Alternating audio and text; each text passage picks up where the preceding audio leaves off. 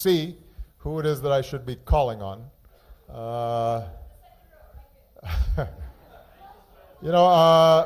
going to call on the guy with the beard, because it's a good beard. I like it. So let's see what he has to say. Mr. President, good evening. I have to tell you that when you became president, I changed my Wi-Fi network to Obama is watching. Oh, wow. Just to get that dose of hope every morning, and it still continues. That's great.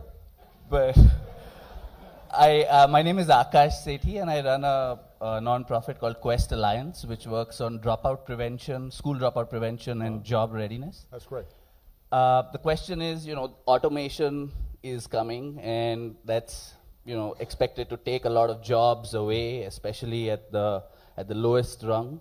There are going to be probably new kinds of jobs that are created, and the skills that our school system is really giving young people don't really, they're not producing those kind of young people who have those skills. So what does it take to change the school system to think differently? And where pilots are working, like you mentioned, the scaling up of those pilots really needs a stronger political partnership. Yeah. And how do we really enable that kind of movement and change? Well, it's a great question. I think your analysis is right. It's interesting. I was talking to both the Prime Minister and then had a short conversation with the opposition leader, and both of them talked about jobs and the concern about producing enough jobs for a very young Indian population. In the United States,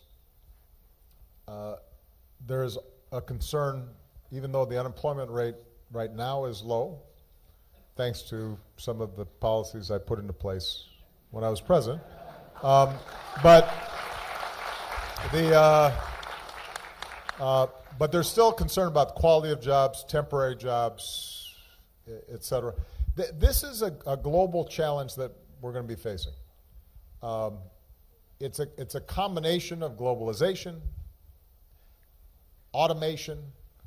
It is going to accelerate as a consequence of AI and digital processes that allow any job that lends itself to repetition is probably going to be automated fairly quickly and very efficiently. So you're right, the nature of work is going to change. Now, keep in mind that India is such a vast country, and there's still so many needs, that the capacity for India to continue to generate manufacturing jobs, blue-collar work, et cetera, will still be there, because there's just so much to do. This is such a big market, potentially. But what is also true is that as a percentage in every country, no matter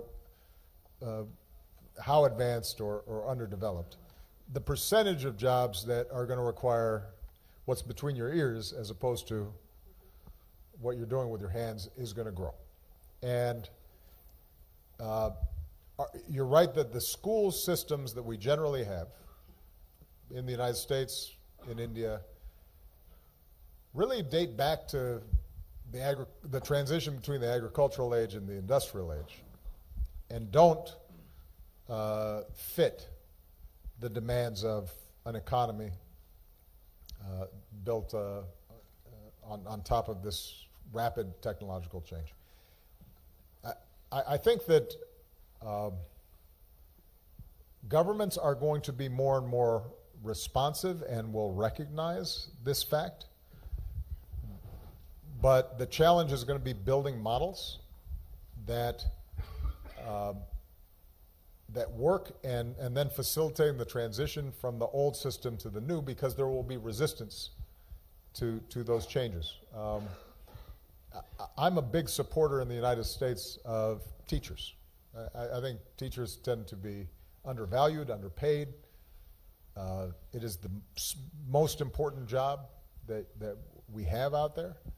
I'm also a big supporter of unions, because I believe that workers being able to join together to give themselves more leverage with their employers is important. There are times where I've said to teachers' unions, though, you've got to be in front of change as opposed to resisting change.